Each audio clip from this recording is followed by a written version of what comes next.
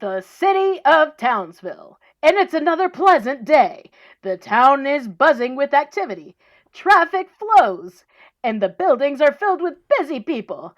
Busy people everywhere, in every nook and cranny. Busy people going about their busy day, their busy, busy lives. Lives packed with wonder and excitement. The excitement that each new day brings. And today is no different. Why, take Mr. Businessman here. Will today be the day that he makes that deal of a lifetime? Could be. Or how about Miss Starlet? Will she find her lucky break on this glorious afternoon? We can only hope.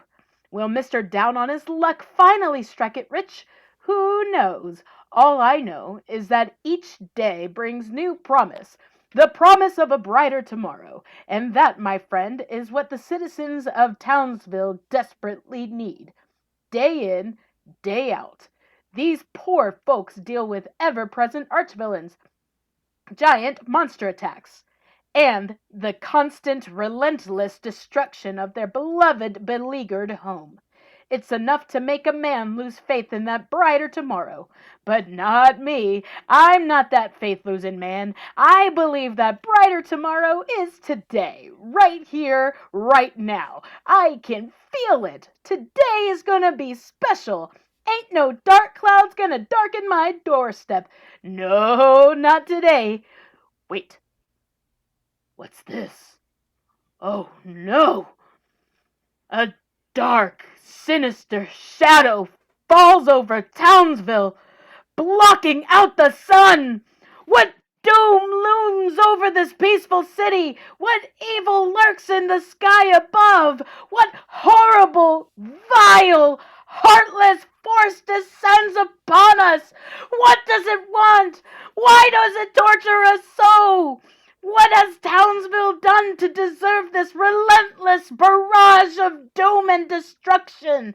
Have we somehow angered a higher power? Are we to be forever cursed? Are we just a cosmic joke? What do you want from us? We can't take it anymore! Who are you? Why are you? What are you? Oh, I'm so scared! Help me! Help me! Oh, please! Wait a minute. It's rain. It's only rain. A little rain never hurt anyone. Just a rainy day in Townsville. That was that a legit opening for an episode? Oh my god. Yes, it is. It was Oh my god. incredible performance by Sister Katie on that one. That Thank was you. solid, Yes, bro. I agree. However, that is so bizarre to me for a children's show. Powerpuff Girls is a bizarre show all around. It was. And maybe I need to go back and watch it. You do. It hasn't been that long. I feel like I've watched it in the past 10 years, but maybe not all the episodes. Like, I think the last episode I remember watching was the cockroach episode. That so was weird.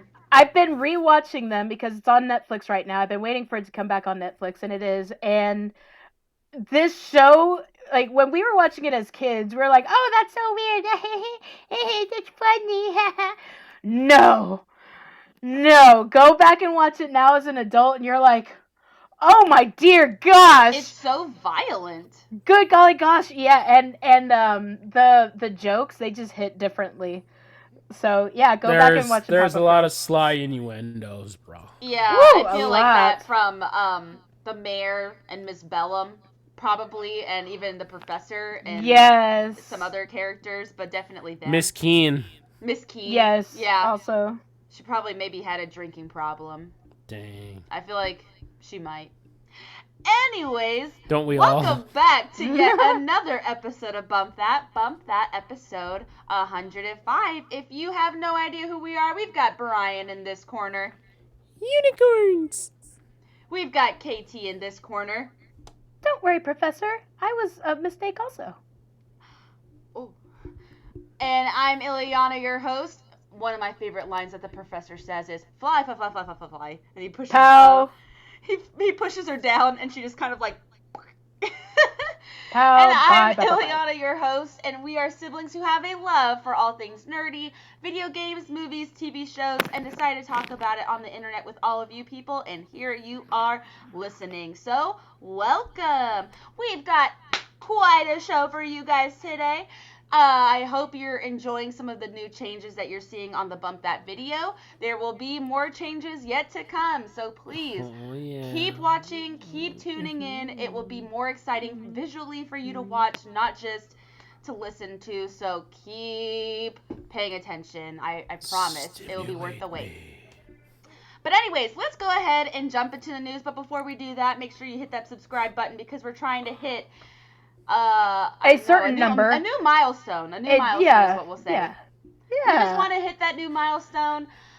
Make sure you like the video. Make sure you leave those comments. I want to hit that milestone. Stone of a mile. We love to interact with you guys in there. Now, a new way you can interact with us is we now have a Discord channel, so go ahead and check that out too. Discord. Link in the description. But anyways, let's jump into the news. More Gladiator 2 casting news. And of course, it's your boy Pedro Pascal in talks to join growing cast, including Paul Mescal. Mescal? Yeah. So Pascal and Mescal, Denzel Washington, Barry, help. Kagan, and He's Connie Irish. Nielsen. All right, so I remember last week we did that. You guys were like, "Is Pedro Pascal the next Chris Pratt?" And You Tom guys said Holland? no, that was Brian. And I said yes. And I was like, "Why? What else?" Now officially, I'm like, "Oh my gosh, He's now it's everywhere. like, what the heck, man? You know." My favorite Pedro Pascal thing right now is just the meme of him eating that's going around. Like they use him in I haven't every seen meme that either. of just him like eating like a sandwich and he's just like sitting there chewing on it. That's my favorite. I don't know if you've seen it, but it's great. Anyways, he is everywhere, truly everywhere. Truly. But will you be excited to watch this new Gladiator 2 film? It's Gladiator 2, directed by Ridley Scott, Sir Ridley Scott, who directed the original with Russell Crowe. Connie Nielsen was in the first film. She's returning as the queen or the leader of the Roman family. Mm-hmm. Her brother was Joaquin Phoenix, whose name was Commodus, which is another word for commode. Now you know where we get the word commode from. I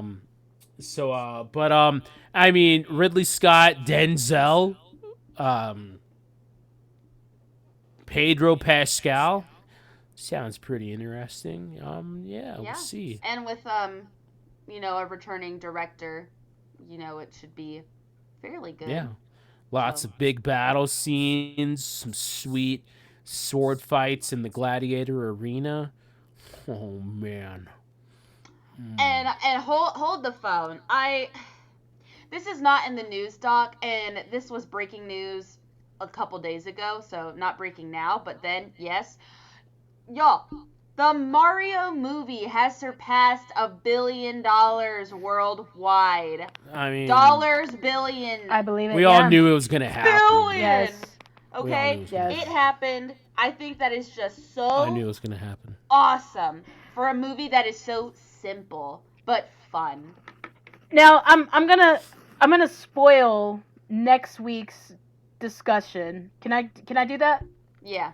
Okay. Give it a tease. I'm gonna. I will tease it. And this is something that I wanted to get into last week, but I changed it at the last minute. This is a discussion. I don't want us to talk about it right now, but I just want to plant the seed. Uh-huh.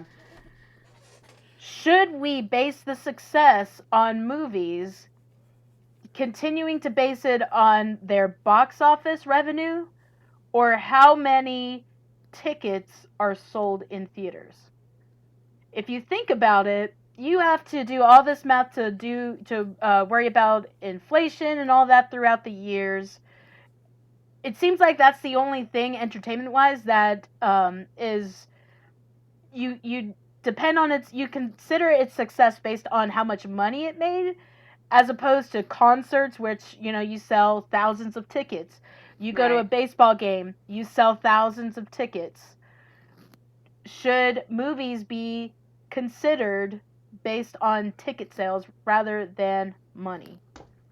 So that's something that's been on my mind, talking about the Mario movie making $1 billion, which it deserves every penny that it received. I'm actually going with Yes, I'm actually going to see it with a guy that's helped us out on this channel a little bit, Elijah. We're gonna go. He hasn't seen it yet, so we're gonna go on Friday, and it'll be my third time seeing this movie. Am I sad? Dang. No, I am not sad. I'm excited. I'm sad for you. I want to see it again, so. Oh, I'm seeing it. We're seeing it at 10:30 in the morning. Whoa, where do you think it'll be put when it comes to streaming services? I think Netflix, Universal. Illumination's owned by Universal, right? So Peacock, and then Netflix, but, yeah. Okay. Or Netflix and then Peacock. Yeah. Yeah, maybe. I'm happy for them. But anyways, let's keep moving on in the news. King of the Hill revival will feature an older Bobby Hill. There will be a time jump. The series ended with a 13-year-old Bobby discovering a talent for recognizing different cuts of meat, winning the meat examination championship for County Junior College. What a realization. And then he teams up with Bob's Burgers. No, I'm kidding. That part was made up. But, okay, what an interesting realization. So now, an older Bobby, what type of, older? What type of skip? I think he'd be either college age Bobby, so maybe 19 or 20. That would be interesting to see how he ends up. Yeah, anything older than that, I think would be really weird. I don't think you could connect with the character as much if he's adult Bobby. But Bobby, who's still a kid, trying to learn stuff and grow up. And what was the girl that Bobby was dating, mad crushing on, the little Asian girl? Oh my gosh. Oh no! Was her name Connie? It was Connie. Yes. Was it Connie? Okay. It was Connie. I thought it was Connie. Yeah. I only know his cousin's name, Luann. And well, rest in peace, Brittany Murphy. I was just wondering, if Connie, if he's still macking on Connie, sipping on Connie. Yeah, all these years, or if Connie, because Connie, her family had really high hopes for her. She was a straight A student, and she was kind of slumming with. And she could play Bobby. the fiddle.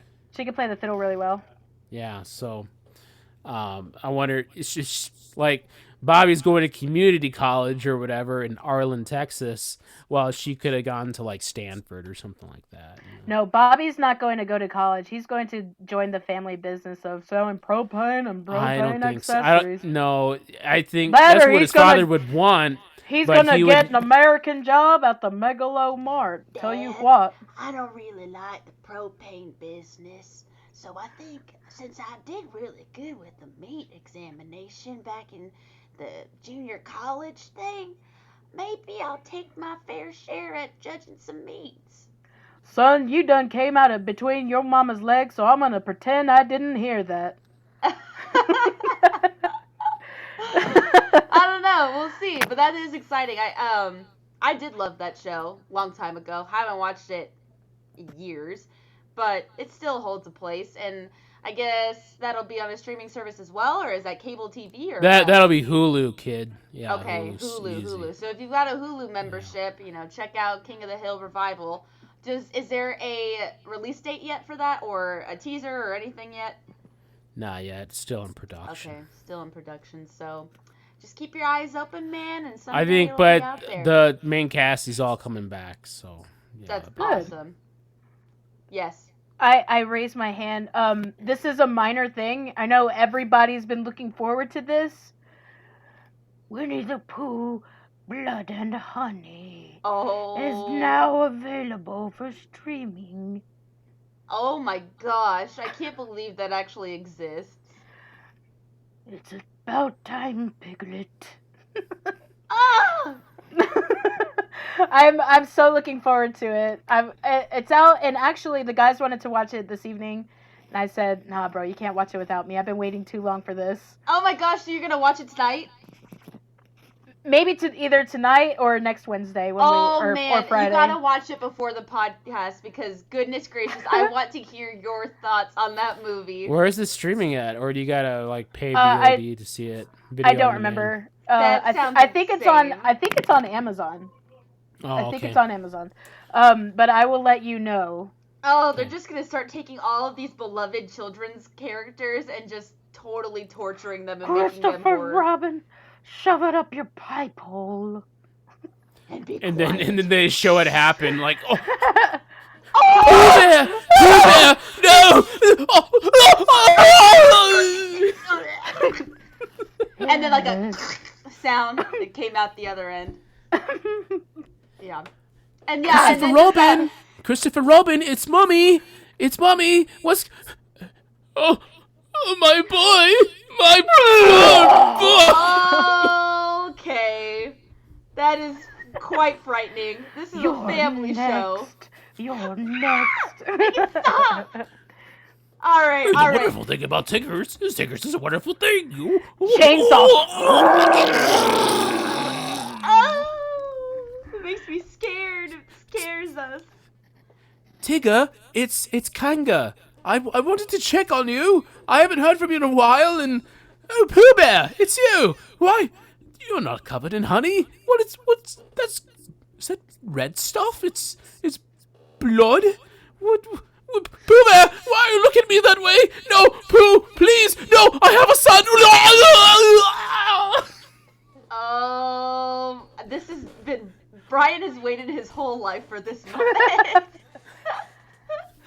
Oh my gosh, that Looks sounds like- so horrifying.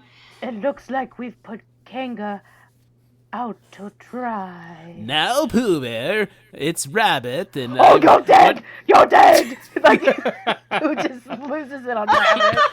He Loses just it on freaking- Rabbit. He just freaking loses it on Rabbit.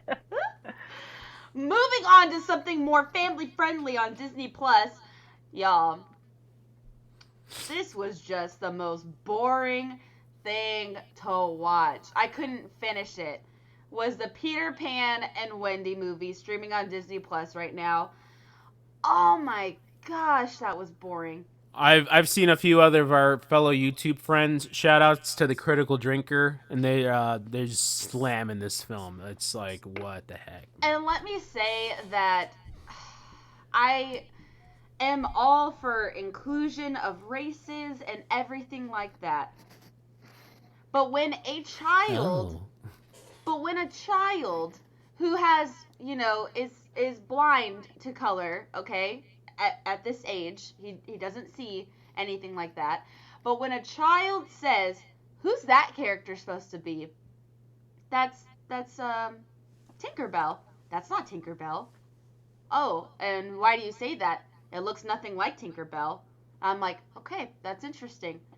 He's like, it looks like a completely different character. That's when you know that even the kids have taken notice of what Disney is doing to these movies. I am all for the inclusion thing, but when you have a beloved character that you have only seen them in this specific color look forever, and then you change them, it's not the same anymore. There is a thing to be said about change. People don't like change, this and that. But when it's unrecognizable, when even a child can say, it looks like a completely different character, there's a problem, okay? The new Little Mermaid movie is going through the same thing with, like, it's a different race. That's not a big deal, in my opinion, because it's still Ariel at the end of the day. But Tinkerbell has always been depicted as this blonde, spunky little pixie girl. And now she was very smiley and very sweet, and that's not Tinkerbell, let alone what the color of her skin was. That's not even the point of it, too. It just didn't look like Tinkerbell. Moving away from that controversy was that the movie looked gray. The movie was bland to look at. The acting was bland. I was not drawn in. I was not excited to be watching this film. The colors, the music, nothing. The Lost Boys were not even boys.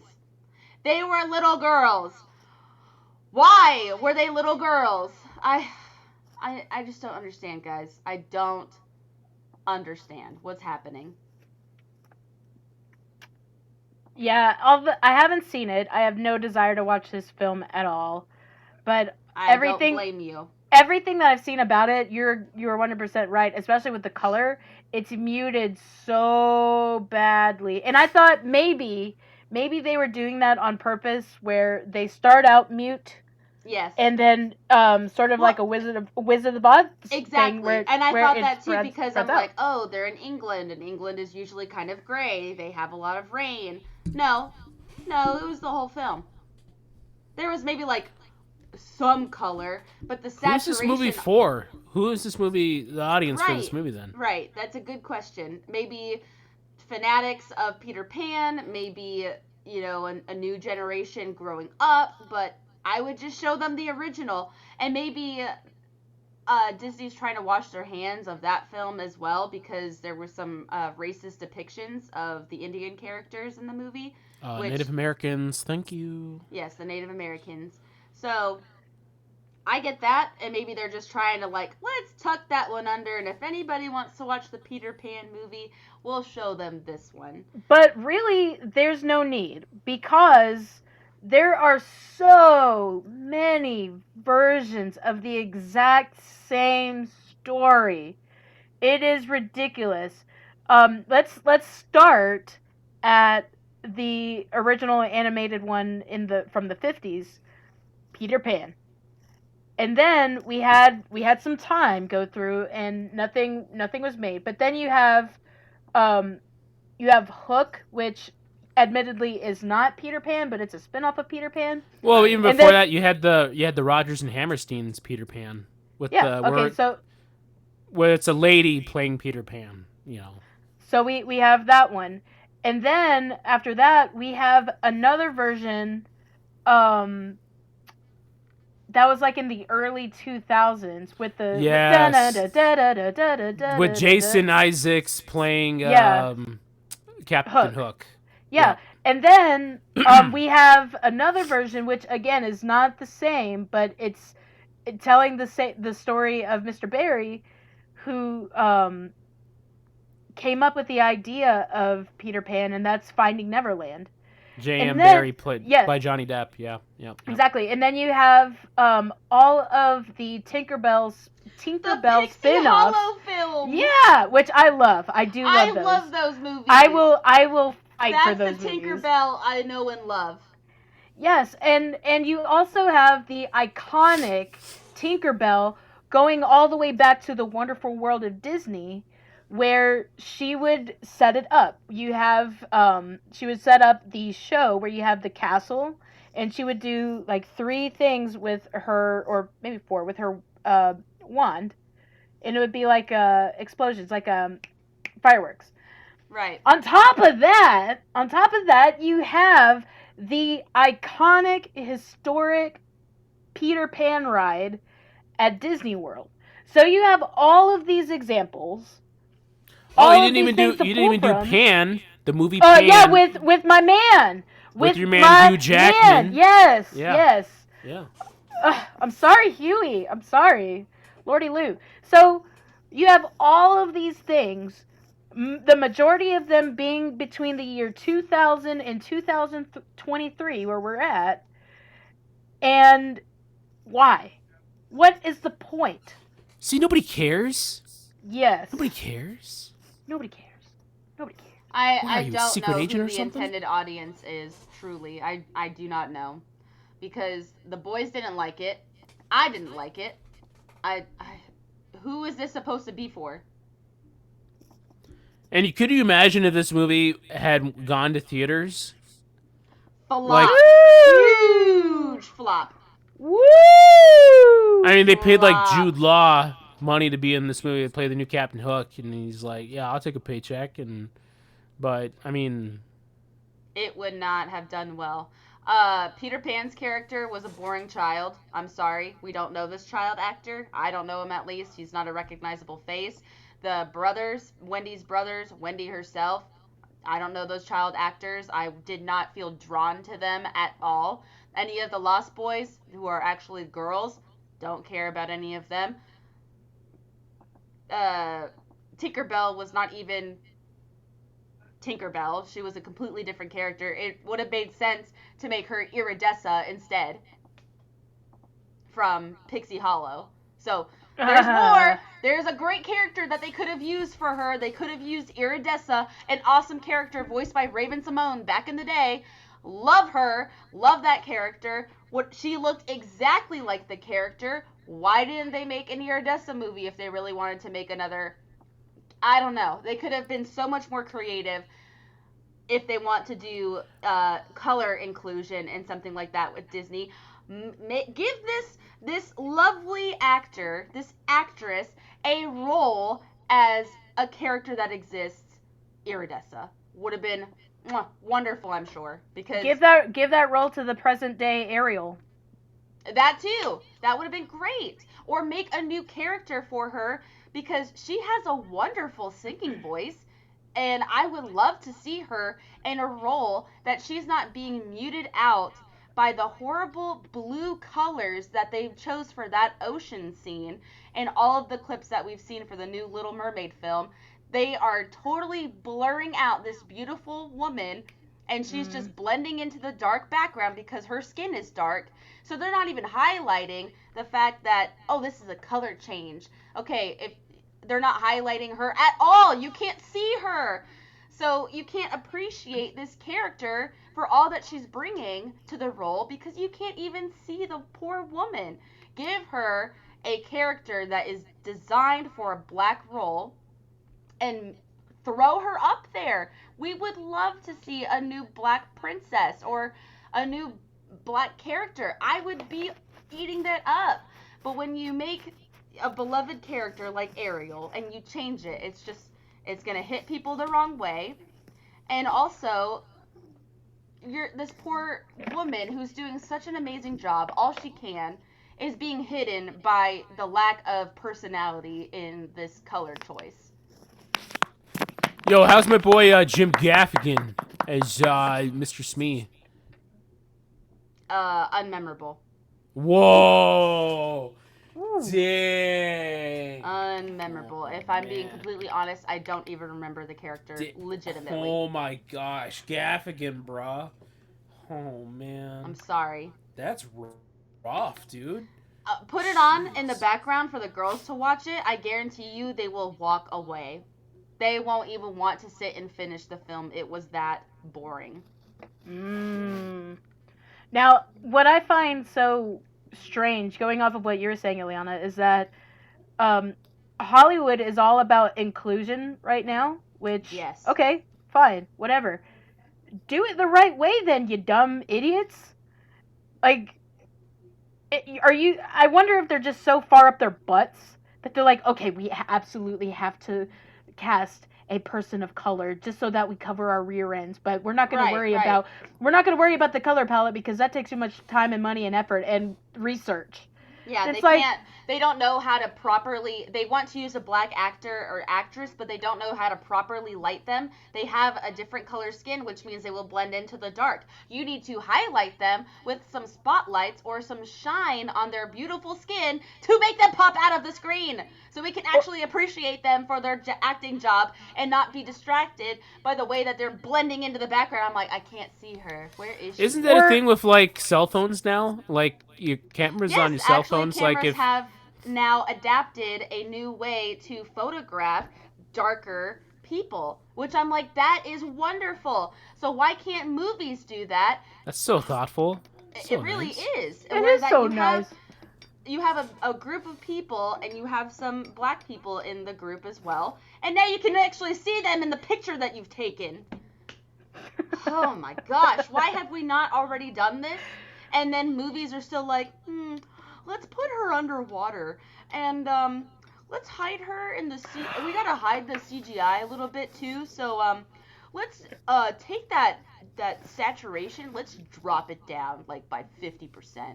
So now you can't see any of the CGI. We lost the actress, but the CGI still holds up. By the way, y'all, not Flounder, although Flounder deserves his Sebastian? own thing. No, Scuttle. Scuttle. Did you guys see what they did with Scuttle? Like, I saw a lot of clips. They defied nature and physics, y'all. No, I felt that way with how they defined Sebastian. Sebastian. I was like, what did they do? No. Why does he look like that? No. You guys don't understand. Maybe, Wesley and I were watching this trailer at the same time. We were like, are we actually seeing this? Is Scuttle the bird having a conversation underwater? Yeah. Hold on, let me see this. Scuttle. Scuttle. Little Mermaid. My. Is he underwater talking to Ariel and Flounder? It's so bad. Like, this movie what? is a disaster, and I feel so bad for Halle Berry. Is it Halle Berry? Haley Berry. Haley Something Berry. like that, yes. Yeah. I feel Wait, so Scuttle sad. is voiced by Aquafina? She's been What? like the last 4 or 5 No. Are you kidding me? Aquafina. Is that a joke? Like, are they being like, I'm not. Aquafina in the water? In the animated film, Scuttle was voiced by the great Buddy Hackett. Ariel! Yeah. Oh boy, what a swim. Scuttle will be handled by Ryan the Last Dragon's Aquafina. Oh my What? gosh. Oh my gosh. Oh, now he's just gonna be more annoying than charming. So it's gonna be a half Jewish, half Asian sounding bird. Dear Lord, so I didn't imagine it. So I'm looking at a poster. His foot is causing bubbles under the water, and he's holding I almost said a dingleberry. He's holding a dinglehopper. Yes, he's holding a dinglehopper. How is he having a conversation? Wait, I'm sorry. Is it a she? Why am I even thinking about this? Confused. Scuttle is a non-gender name. Oh my gosh. I'm truly confused. Maybe if it was Scoodle, it would definitely be a boy. But Scuttle is kind of feminine. Oh my god. Let us know down in the comments what you're thinking. Are you gonna see this new Little Mermaid movie? Melissa McCarthy is Ursula. And I'm sure she does that very well. She's a very scary person. Yeah, we'll see. But I'm sure that she's going to sing very well, too. I'll give her the benefit of the doubt. But, these villains, they usually do a pretty good job. I'm surprised they didn't cast a drag queen. Hey, I kind of wish they would have. I kind of do, too. You want inclusion? There you go. Include the drag queen. You know what? I want to. Lately, there's been a lot of talk about drag queens lately Yes. in the media. I want to get something really straight up. This is from my heart. When it comes to the whole drag queen thing, I have nothing against drag queens. Absolutely nothing against drag queens. Okay, they are. If it's performance art, for them with adults, no problem. No problem. They can drag it up as much as they want. It's great. I think drag queens are very entertaining when in this instance, because if you watch Little Mermaid, the original, what's the Ursula? Yeah. Is drag queen all the way, dude. For real. Divine. That's like literally their And Lord and Savior is Ursula. Yeah, and it's like incredible, and it's one of the best Disney villains of all time. She's just fabulous. Yes. Right. Okay. All right. So when everybody wants to talk about like banning drag queens, I'm like, what is wrong with you? Don't be censoring these artists for whatever they're doing. I've never been to a drag show. Not interested in seeing one. It's not my cup of tea. Okay. Little sister's nodding like, yeah, him. But yeah, it's fine. It's, but I don't know what goes on in a drag show. Not interested. But when it comes literally, that's all. is music. But it's like, would you take away John Travolta in Hairspray? You know? No. What was the other one? Medea? Yeah, Robin Williams. I think all that stuff is great. It's entertaining, it's fun, and it doesn't. And I'm not ruined. I don't think the kids are ruined for watching No. Divine or Ursula. Anything. I'm just gonna put it at that. That's. I'm all about that. Don't censor that stuff. Okay. Right. There are much more important things in the world than worrying about drag queens. Now, if it's drag queens like doing some weird stuff in a library, I might think twice. You know, for a library time for kids or whatever. But Yeah. little, Have I some was like, discernment there. But I was like, man, they kind of missed the spot here. If they had like some big old fat dude, real, Brian. dressed Preach like it, just man. like vamping it up as some weird Ursula chick, dude, it'd be like, Get oh, Trixie heck Mattel yeah, out dude. there, okay? One I of the don't most know- famous drag show uh showers, I don't know, artists, and they will bring the house down, okay? I want a guy out there with Adam's apple, deep voice, just vamping it up. I'm talking just fake Trixie Mattel will do that for you. fake breasts jiggling all over the place. And some body language. Oh my gosh. That's what we need. Yes. Come on. So, I did want to give a quick shout out to Brittany Reacts, a black creator on YouTube who was talking about The Little Mermaid and why it looks off. She really highlighted about the color scheme being so bland. I really want to go watch her video. Literally, she talks about it as a black artist to another black artist to Halle Berry, and she's like, girlfriend, you are blurry. They did you bad. So not only are you hearing it from me, I know I'm white, but even black creators are saying, yo, this looks really bad. They should have done her better. So, just saying. But let's keep moving on. Our last news segment is SpongeBob turns 24 this week. Happy birthday, SpongeBob! Woo! What is your favorite SpongeBob moment? Oh, There's man. so many, man. I'll tell you one that comes to mind right off the bat. Although, if you ask me again, like in an hour, it would probably be something different. Right, there's so many episodes. The one that comes to mind right now is when you have the the fry cook games. Yeah. I think that's such an underrated episode. It's so freaking good. When the fish get fried. When the fish Yeah, get fried and they turn over the sign. Fish sticks, get your hot fish sticks. Like, what the heck? Or when they're jumping off of the high dive and Patrick is in a cone and all he does is just fall off and they're like, look at that form! A little shaky on that entry, but it's just like it's just a strawberry ice cream cone with chocolate on top. Dipped. Oh my gosh. That's so good. Mine, good. one of my favorites was an episode that the boys have been rewatching, and now I'm like, well, now this is becoming like too ingrained in my brain. Is when Squidward and SpongeBob are fighting for Employee of the Month, and they said they're shaking hands. They're like, look at him, eating that garbage. It makes me sick. No, they're shaking hands. As soon as we stop shaking hands, I'm gonna make a run for it. And then they stop shaking hands and they make a run for it. Money, money, gonna make some money. So good to see your employees coming in early. Boys, you're early. Whoa! Clean tables, Mr. Krabs. Yeah. Look, Mr. Krabs, I'm putting my own money into the register, Mr. Krabs. No! 2 patties at the same time. Yeah. Boys. So good. Who's employee of the month? Who's employee of me, boys? All right, Brian, yours.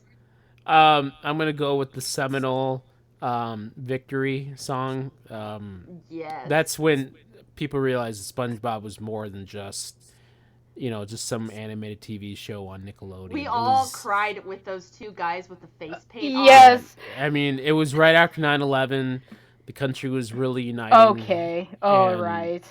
And that they gave us something to sing for, really. Okay. Right there. Oh my god. Now this evening, we went to trivia. It was me, Elijah, Fidel, and Wesley, and it's tavern food, it's bar food, and so Fidel mixed his ketchup and mayonnaise, and of course, when you mention mayonnaise, you have to say it.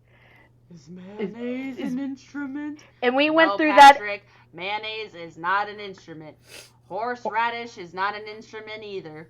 And we went through that entire Whoever's episode. the owner of the white sedan, you left your lights on. Wow.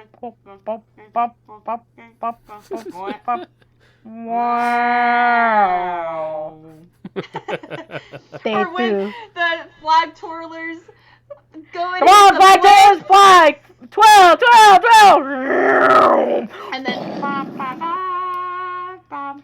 And then Squidward just lays in the ground in the fetal position. It's so good. So we went through that whole episode this evening. Oh man. Just at the word mayonnaise. The peanut breath episode. I hope my terrible ugliness is not a distraction to you. No, boy. Oh my gosh. Oh, Patrick. Or SpongeBob. SpongeBob, what's wrong? I try, and I try, but I'm not as self-confident as I look. Maybe I should just go back and hide. What is wrong with you people? Afraid to look ugliness in the face? Well, here! Look at it! It's ugly, isn't it? You look at it! Hi. So, another foreshadowing into a future episode from now. We have a guest in the works that's gonna help me talk about talk about SpongeBob in an upcoming episode, but we have to wait for our schedules to align. Oh man, I cannot wait for another opportunity to talk about SpongeBob. It's gonna be excellent because she is a SpongeBob expert. 2 marshmallows. Dun-dun-dun. I need to get reacquainted with the episodes. Can I borrow a couple of these? Mm-hmm. Yeah. It's so quotable. After all these years, I haven't. It really is. Many of it really is. I haven't seen many of these episodes in forever. I and mean, I'm like, but it's worked its way into my life so much, my daily business life, even that people are like, "What are you talking about?" I'm like, "You just." We live in a time called the early 2000s. No, it's like the Joker. You wouldn't get it. You wouldn't understand. You wouldn't get. No, it's like the new Joker. You wouldn't get it. Oh. But nice going, buddy. It took us 3 days to make that potato salad. 3 days. Would you put that thing away? There are like children here. I love SpongeBob, and I can't wait to talk more about it. Happy birthday, SpongeBob. Tom Kenny, you are a true hero. You're just an real American hero. He's actually also the voice of the narrator in Powerpuff Girls. Yeah, I was thinking about that too. Yeah, he was like everybody. All right. It is time to enter the chunk zone.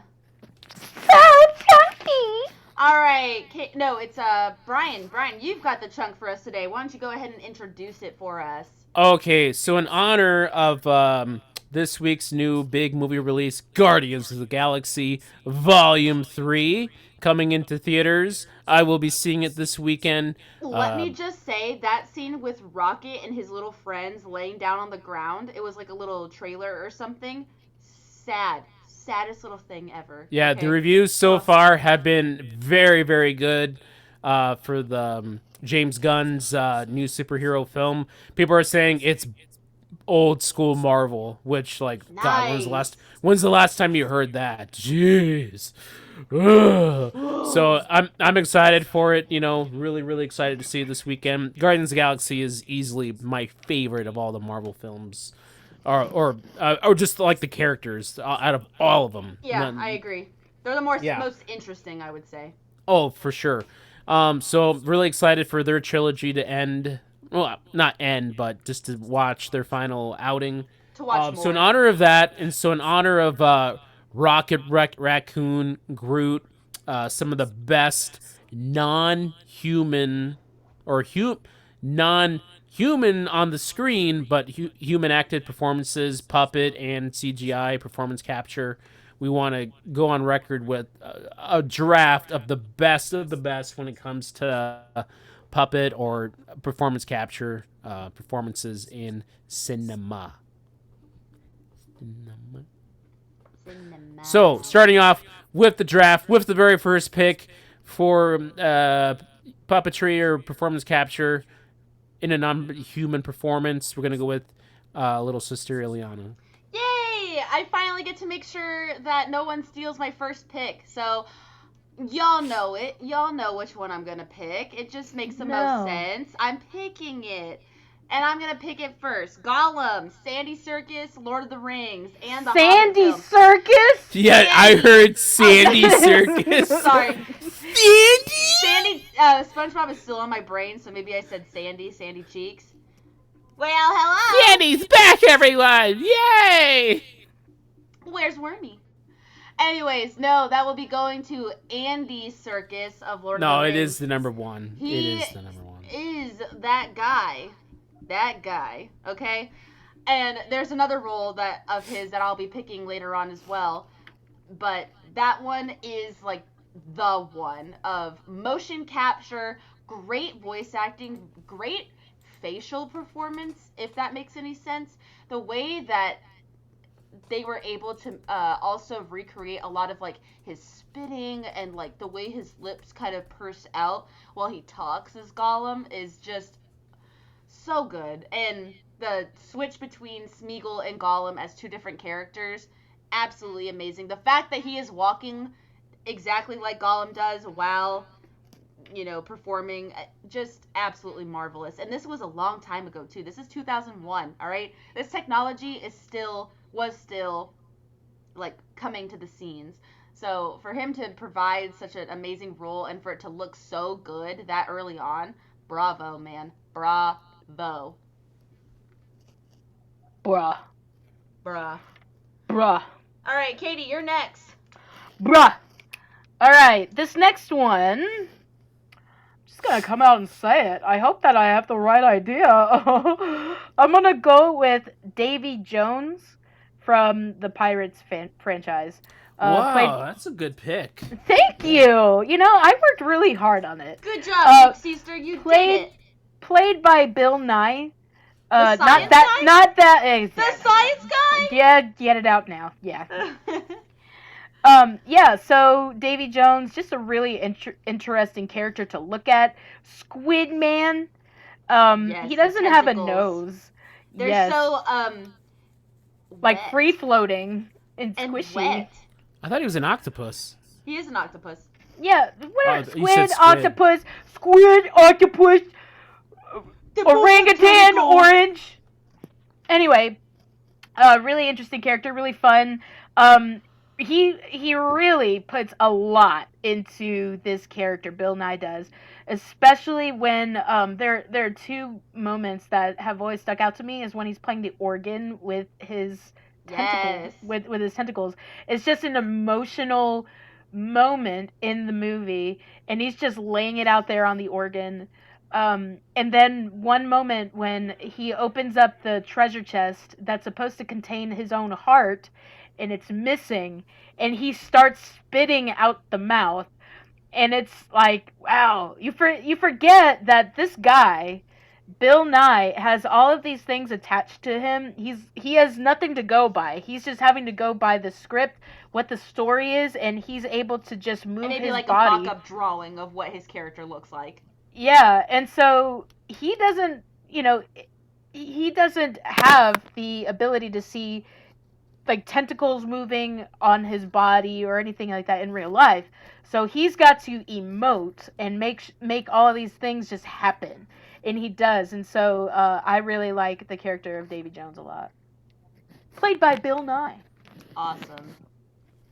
I actually recently just saw a video of that scene of him playing the organ, and someone put Peaches on top of it, and they said music in movies matter, and it's Davy Jones playing the Peaches song, and it was comical. It changed the scene completely. Song of our generation now. Peaches. It Brian, you're next. Okay. The first one I have is a puppet. Probably one of the greatest, most versatile, well-acted puppets of all time. None other than Yoda, Oh, just kidding. played by Frank Oz. But completely. Frank Oz, he's one of the most amazing Muppeteers of all time, but he hit his peak, the pinnacle, with Yoda. Yoda actually gives like the most in-depth, dramatic performance by an inanimate object, and it's because Frank Oz brought true life into that character. When he comes out, he's all but then throughout the movie you see there's more depth, and this is a old creature that's been around a long time, seen that the Empire come and all his friends and fellow Jedi be struck down, but he's a world-weary Jedi master. So, Yoda, you seek Yoda. You know him? Take him to him, I will. But first, let's eat. So, yeah, Frank Oz. Perfect. So he just did puppets, or did he do anything else? Frank Oz, he was also a great filmmaker. He directed a lot of films throughout the 80s, 90s, New Millennium. Oh, apparently he also performed Muppet characters from Miss Piggy, Fozzie Bear, Animal, Yeah, I Sam the literally Eagle, just said that. Cookie Ileana. Monster, Bert, and Grover on Sesame Street. He also performed the characters My gosh. Yoda and some other stuff. Oh, Wesley's getting it. Or They're no, laughing no. at you for not listening. Sorry. Yeah, seriously. Yeah. Yeah, but I agree. Now I'm not gonna say it in case we do honorable mentions. You know how I feel about honorable mentions. All right, so this is a draft. Technically, this is a draft, so I get my next pick. Go back to the next round, snake draft, and then it'll be Katie, and then back to Ileana. Okay, All right. that's fair. So my next pick, I'm gonna go with E.T., the extraterrestrial, another puppet. Okay. Hey, you calm down. Calm down. That's what he sounds Why? What are you like. sleeping or something? Might be. Go on. No, look. All right. E.T., a lot of people see is just a walking pile of dookie, but okay. Those kids, they believe that E.T. was real. Those actors, Drew Barrymore, Henry Thomas, when they interacted with that thing, they were like, oh my God, this is a real alien that came from space. And that's because of the amazing, delicate work that puppeteer Matthew Demerit, and everybody ever talks about the guy that controlled E.T., But the subtleties, the movements, but even the depth and the emotion, I'll be right here. Like, everybody falls in love with E.T. Tell me somebody who doesn't like E.T. You show me somebody who thinks E.T. is garbage. You know someone? Who? I imagine that if Wesley has seen the movie, I don't think he liked it. Didn't This like is the E.T.? same guy. Yeah, this is the same guy who hates the never-ending story. It's true. He hates the never-ending story. He hates Falcor and everything about him. Not really, but he just doesn't like the never-ending story. Okay, but I mean, when E.T. is dying and they're doing the paddles on him, who's not crying in that scene? Who's not crying when that puppet is dying and making little Drew Barrymore cry and sob? No, I know what you mean. I know exactly what you mean. Yeah. I just gotta believe. Okay, Yes. so there you go. Those are my two. Now we're back to Katie with her second pick. All right. I hope that I don't steal Ileana's because this is also another Andy Serkis performance. And this is gonna be a weird one. Brian's probably gonna yell at me, Don't pick it. but I'm gonna I'm gonna say King Kong from 2005. Okay, that's fair. Yeah. So Andy Serkis did the motion capture for King Kong, and I don't know. There's just a lot of features that go into this character.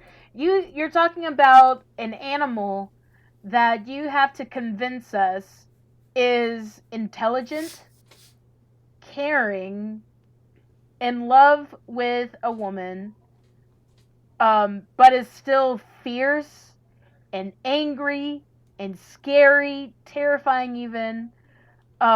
Scared. He's got all the emotions that you could. He's got all the emotions, and so you have to take this character very seriously. You can't just say, "Oh, it's a gorilla" and call it a day, because that's not what King Kong is. He is a functioning character with highs and lows. In fact, he's got moments that are lighthearted in the film where he's just playful. And When he's pushing her down and he's laughing. yeah. Or when they're in the park and they're ice skating together. What? You don't remember that? When they're in No. New York, they're back in New York, and they ran away from all the commotion together, and they're on the ice rink or Run a away! frozen pond, Run away! and they're ice skating together, and they're slipping and sliding and laughing. Yeah. So, I don't know. I find the character endearing, and the performance I think is again very underrated. Not So- only that, but he also plays a human in that film too. So Yes, he does. He was eaten by a caterpillar thing. his name was Lumpy, not the caterpillar. Andy Serkis's character He was named the Lumpy. cook. Yeah. Yeah. So, King Kong. That's my from 2005. So that's Okay. my pick. Peter Jackson's King Kong. Yeah. Yeah. Yeah, good one. I recently watched that one again. I had to keep my eyes kind of shut during the tribal scene. It's still freaky. Yeah, I watched it with Chloe, and I was like, you gotta close your eyes this whole scene. You can't watch it. It's a little too Right, frightening. Daddy. Even as an adult, I'm like, Because guy gets impaled, another dude gets his head chopped off. Spoilers. Yeah. So I was like, Daddy, no. that This scene's pretty alive. crazy. Yeah. That man has been unalived, Dad. Yeah. well, That's right, you know who's really good at motion capture? Is it Andy Serkis? You bet your bottom dollar Yay! it's Andy Serkis. What do I He win? played Caesar in Planet of the Apes. Nice. That was my other Yes. pick. That was my other I pick. love those movies, for real, okay? And I don't know who plays Koba in the second film, but great job for him too. Koba's I was freaking looking ass it up. freaky. Let me look it up. I just was looking. it But up. Andy Serkis as Caesar, when he says that one line, no! Ooh! Yeah. The whole room went wild, man. Yeah. That was crazy. He just brings so much power. He brings so much facial expression to every character that he plays. He's So, played two He's dang apes. voiced by Toby Cable. Okay. Yeah, Koba is a great character. But he's a character actor guy. Yeah. right across the board, Andy Serkis just playing a monkey character or an ape-like character, just cast him already. It just makes sense. He's played King Kong. Bring him back as Caesar. If we need another monkey film, he's there. He's great at it. But no, his performance really was. He made it. If it had been anybody else, I don't know if it would have had that great a standing.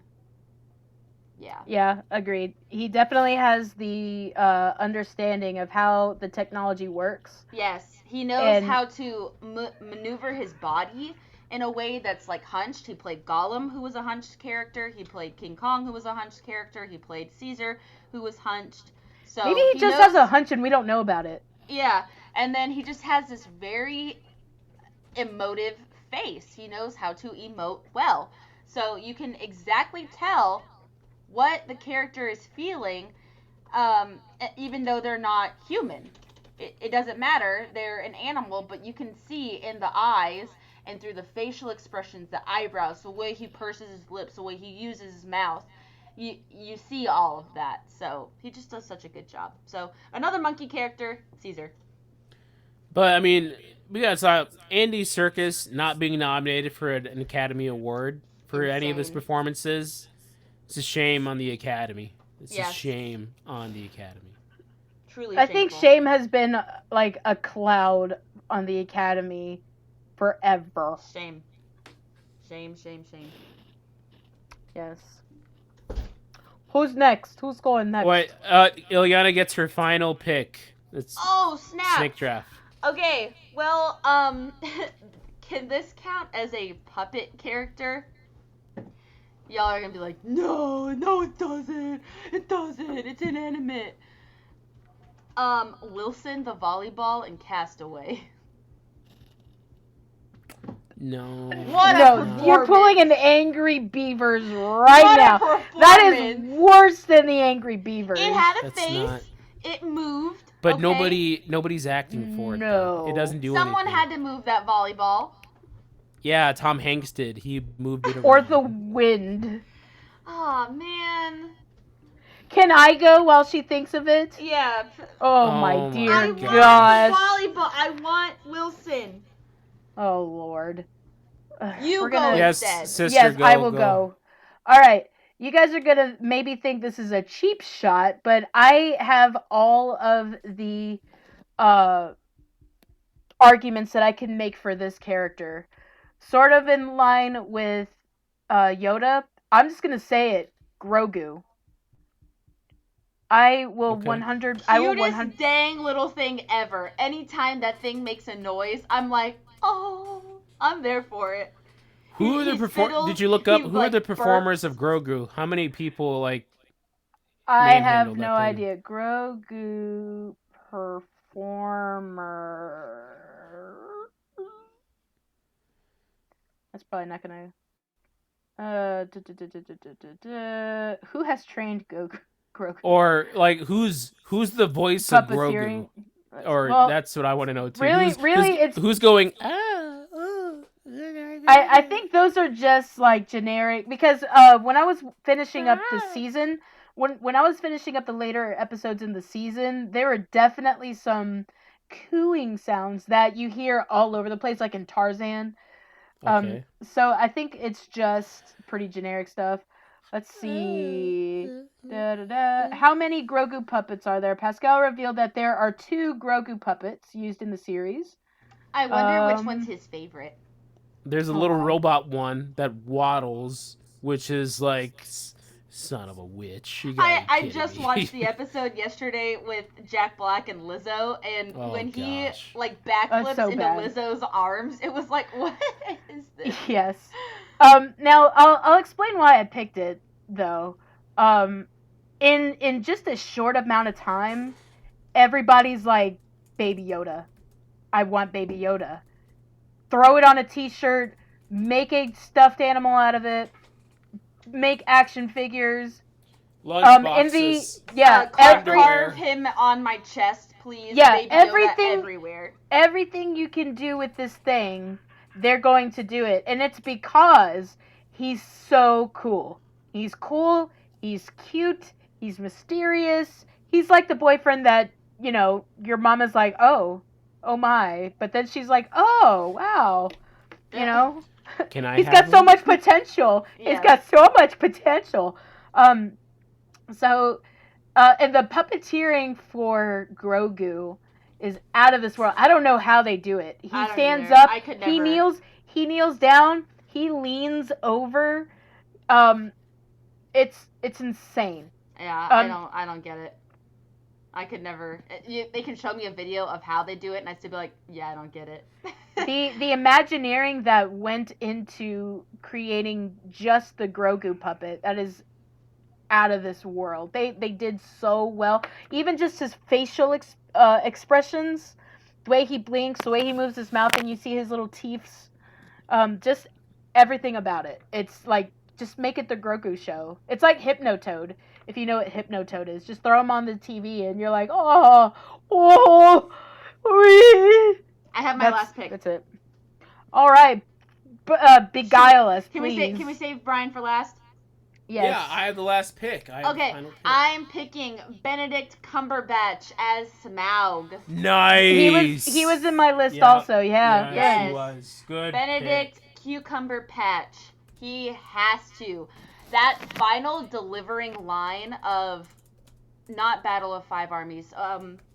Desolation of Smaug. Yes, Desolation. When he says, "I am death." Like, not only was the voice delivery awesome, but I feel like when he was in the room, as silly as it looks to be in motion capture, you're in a leotard, you have all these random dots on you. I feel like when he was performing it, that it was still just as terrifying as if there were a dragon in the room. He got into character. If you watch how he made that, he was like serious. Yes, He was menacing. That's what I love you about have these to motion be. capture. And in order to do it, you have to be serious. You have to take Yes. this like this is a real creature or animal with a story, a background, feelings, emotions, what it eats, what it does, motive. everything. It has to be exactly on the level. Imagine that your heart is just filled with pure evil. Now go. You're going to fully embrace this role, and they do. They deliver it. They're not dressed up as this character. They're not like wearing a puppet outfit where And then it's they're pure like, okay, imagination too. exactly. It literally. And they stick the And landing physical with skill. the way that they do it.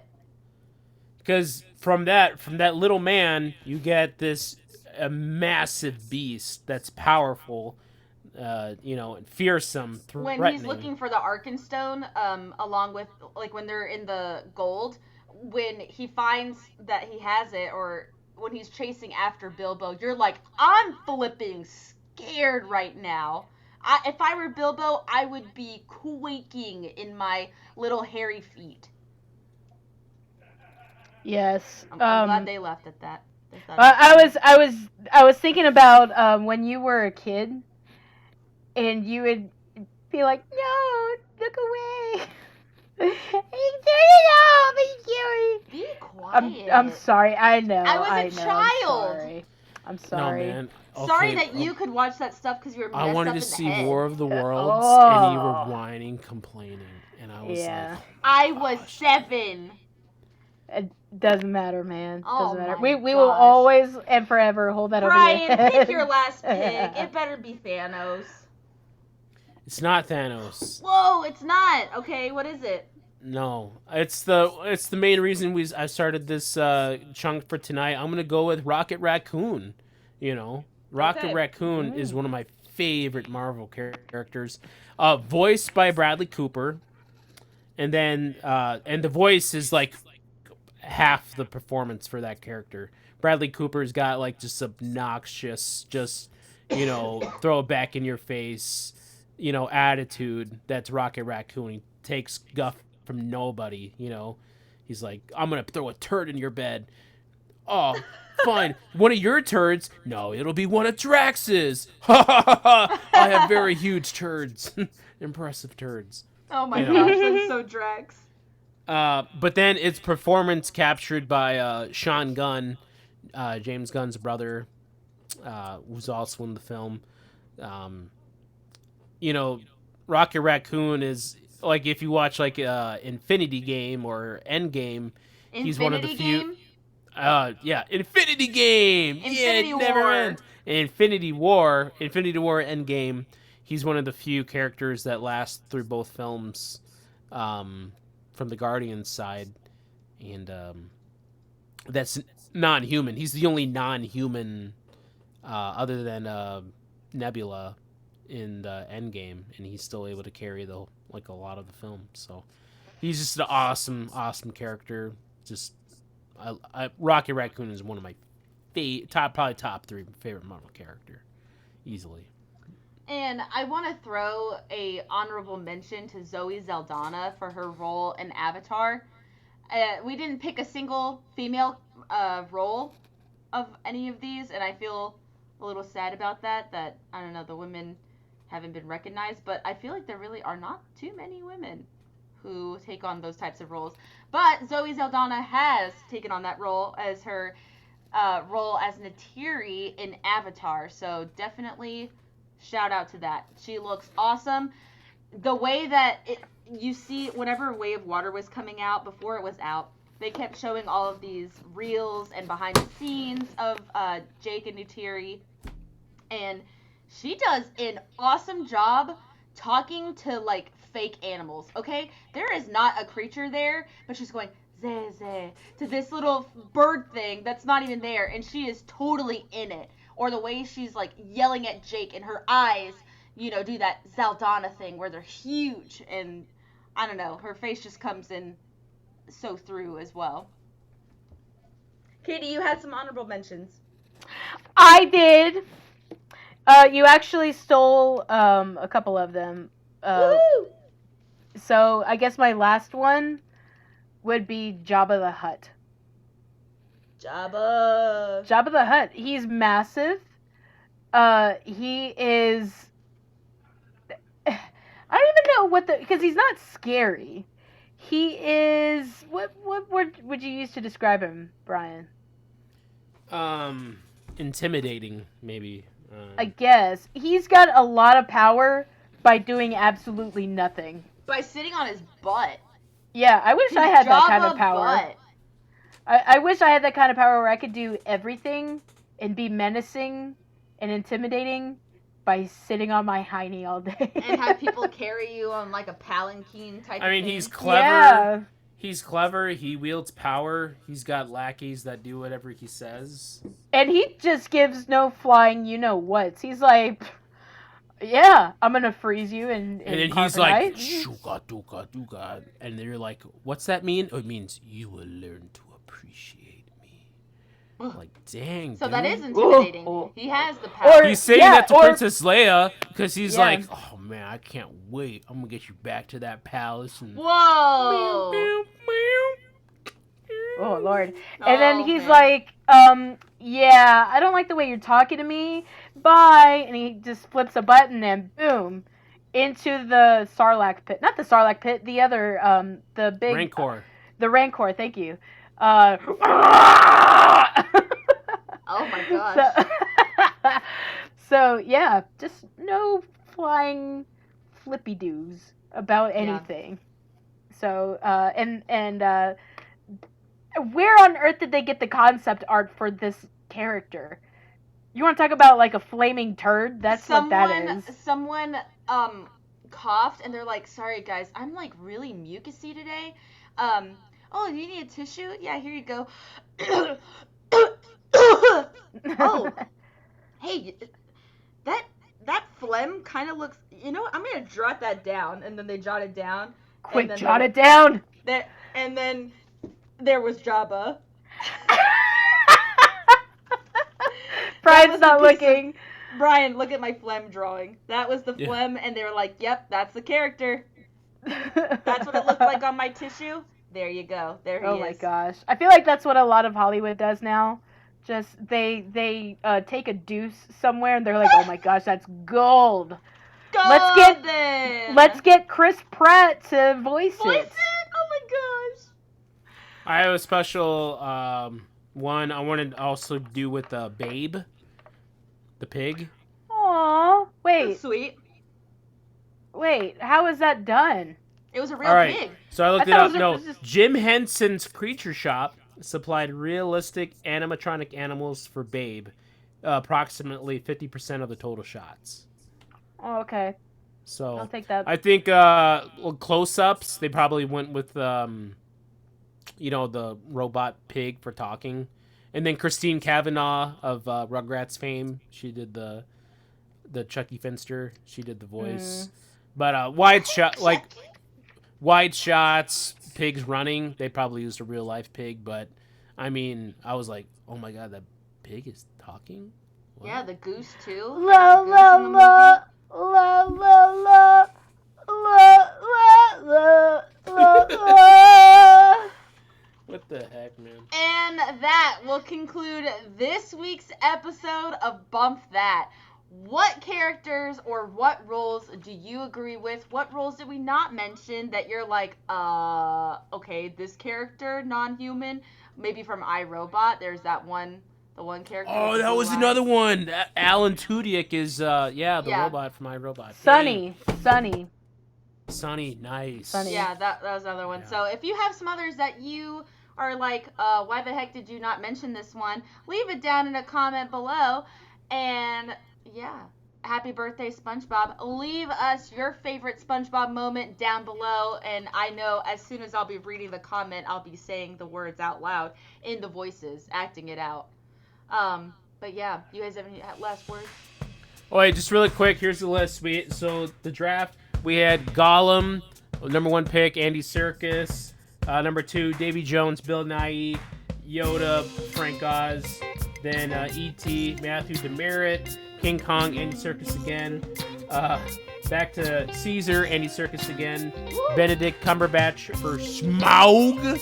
And then Grogu, Assorted Puppeteers. And then we'll say Rocket Raccoon, Sean Gunn, Bradley Cooper. That's awesome. I love that. That's a great That's a good list. That's a very good, solid list. Well, thank you guys so much for listening. If you don't remember who we are, we've got Brian in this corner. Now get out of here, you old buttheads! We've got KT in this corner. Ooga chooga da Wookie Han Solo. Scary. And I'm Ileana, your host, signing off on yet another episode of Bump That. Thank you guys so much for listening. Make sure to hit that subscribe button, leave a comment and a like, and we will see you in next week's episode. Bye-bye!